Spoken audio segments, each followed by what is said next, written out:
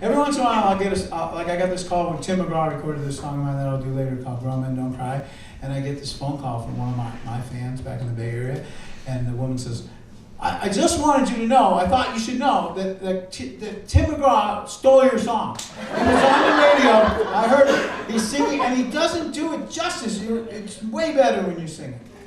I called her back and I said, you know, he could steal every single song in my catalog, okay? It's a good thing, okay? But thank you, I thanked her, you know, I'm very flattered that you know, but he did sell 3.5 million records, you know, and it's a good thing. Let him break into my vault of songs, steal them all. But you know, one of the things about commercial music, if you think about it, like as in pop music and country music and rock and stuff, is that there's a lot of, you know, chew them up, spit them out, come and go. You know, where are they now? VH1 has a show called Where Are They Now? The one-hit wonders kind of thing. Well, country music is the same. I figured out that folk music, like acoustic folk music like this, is not like that because we pretty much spend the entire career in obscurity. So there's no like, you know, like, yeah, he was once huge. No, he never was. So, but with country music, here's what happened that led to this song. I was in Orlando, Florida, like a week and a half ago. And I was doing this school show. I do shows at schools these days with this song of mine called Don't Laugh at Me. Kind of a character education, anti-bullying assembly thing I do. So I was playing in Orlando and I'm driving from my hotel to the school. And on my right, I'm driving along and I'm checking out the city a little bit. And there's this building and it's like a dilapidated, like it should be condemned. I mean, the roof tiles were off. It was really sorry looking. You wouldn't want to go in there. And on the side it says Ruby's Lounge. And I thought, Ruby's Lounge, you know?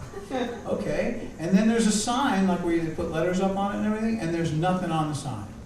So then I go to the school and I do my show, and I turn around the other way. Obviously, I'm driving back. And the other side of the sign has January 20th, Confederate Railroad. I don't know if anybody ever heard of them, but they were a pretty big, they sold about 5 million records, like, I don't know, 10 short years ago.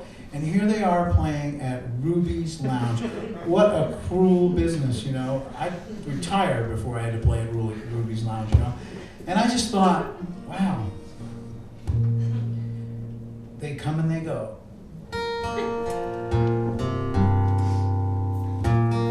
So this is an ode to country singers, but it could work for any kind of music. That's the whole song.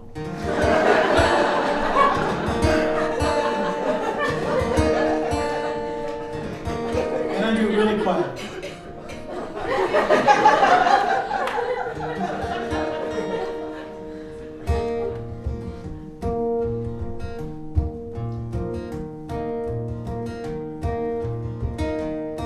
I pulled into Archie's Bar and Grill.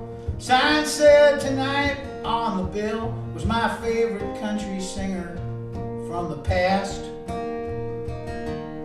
By an old RV parked out back, I recognized his cowboy hat, so I walked over to try to get an autograph. I said, "Excuse me, sir, I'm your biggest fan." He said, "Well, good, grab my guitar and that beat-up speaker stand. You go from top 10 with your name in lights to a has-been overnight, from solid gold to an episode of Where Are They Now? From bras and panties thrown at the stage to a Branson crowd twice your age. Then one day you turn around and that clock's done ticking down." I said, I saw you play 5 years ago at a stadium in Buffalo, and I can't believe you're actually standing here. I read somewhere how rich you are. Are you still married to that movie star? Sure, I'd be honored to buy you another beer.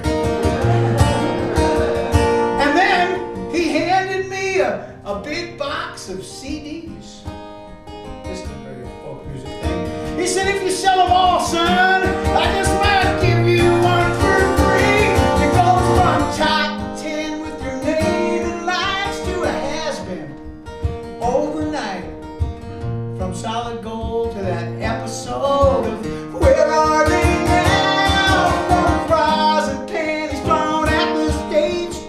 expensive crowd, twice your age.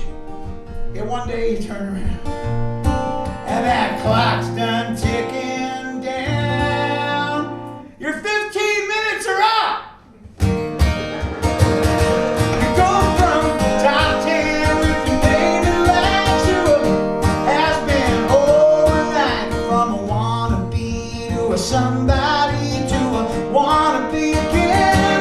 You go from a front row seat at the CNAs to watching the show behind the TV tray. One day you turn around and that clock's done ticking down, except for George Strait. It's every